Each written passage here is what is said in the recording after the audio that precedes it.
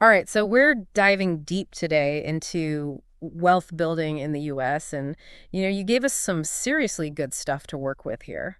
Yeah, definitely. A lot to unpack. And that's exactly what we're going to do, right? No fluff, just straight to the core insights you can actually use. Hmm. So no matter where you're at in your journey, this is going to give you some serious food for thought. Absolutely.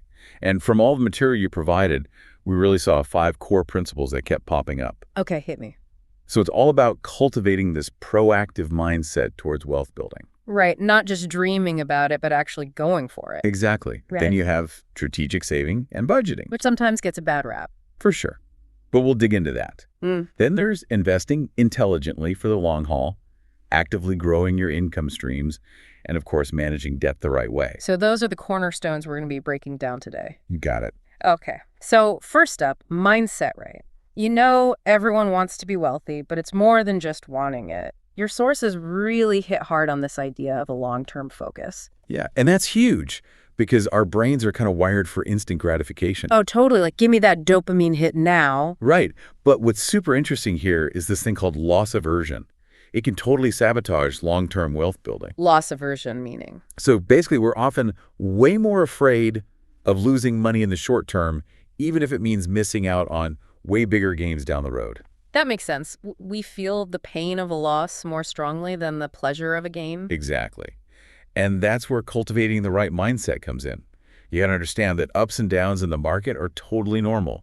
Stay focused on the big picture, you know? Don't panic sell when things get a little shaky. Exactly. And that's where continuous learning comes in. The more you know about finance and business and investing, the better equipped you are to deal with those psychological biases. So knowledge is power when it comes to overcoming those ingrained instincts. It really is. All right, so we got the long-term vision locked in. Now, how do we manage our money day to day? That brings us to saving and budgeting, which I know can feel kind of restrictive to some people. Right, but think of it this way. Budgeting isn't about limiting yourself. It's about being in control.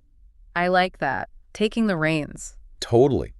When you create a detailed budget, you're basically creating a roadmap for your money. Okay, so you see exactly where it's going. Yeah, and that helps you pinpoint areas where you could free up some cash to save. Right, because if you don't know where it's going, you can't redirect it. Exactly.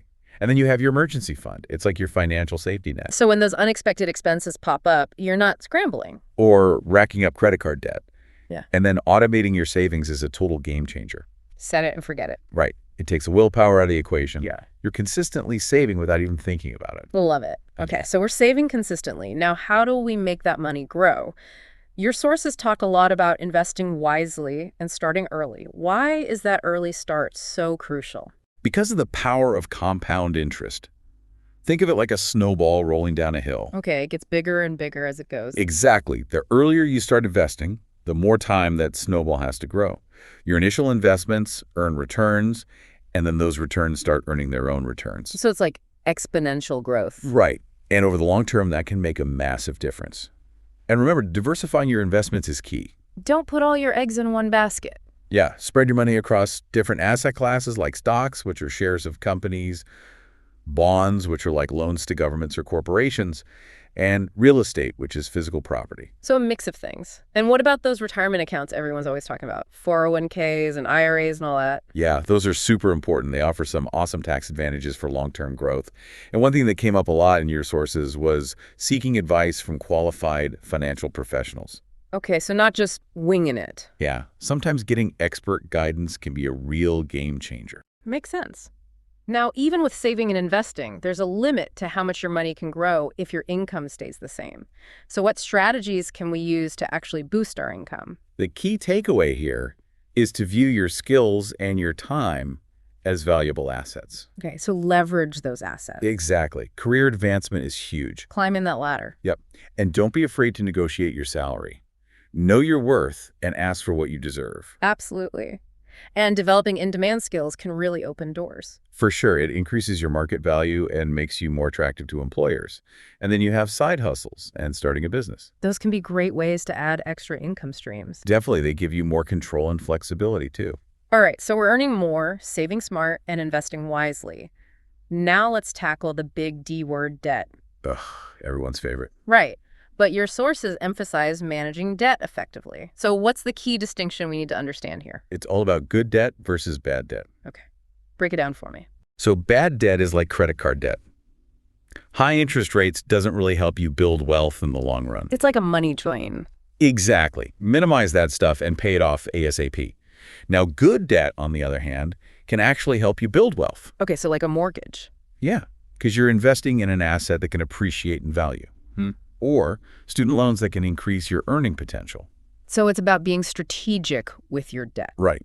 Use it to your advantage. Don't let it use you. So basically, building wealth isn't about some magic trick. It's about consistently applying these core principles. You got it. It's a marathon, not a sprint. You need discipline and a willingness to keep learning. And a little patience goes a long way. Oh, yeah, big time. Yeah. And one thing that's really important is understanding risk. Whether you're investing or starting a business, you got to manage those risks carefully. Don't be reckless. Right. And at the end of the day, financial literacy is key. The more you understand about money, the better decisions you'll make. So take all this in, folks. Consistent effort in these 5 areas can seriously boost your chances of building lasting wealth. And on that note, I'm curious for you listening, we've talked a lot about continuous learning. What's one specific area of finance or investing you want to dive deeper into after this? Yeah, what's going to be your next step on your wealth building journey? Think about it. And until next time, keep learning, keep growing, and keep building that financial freedom. You got it.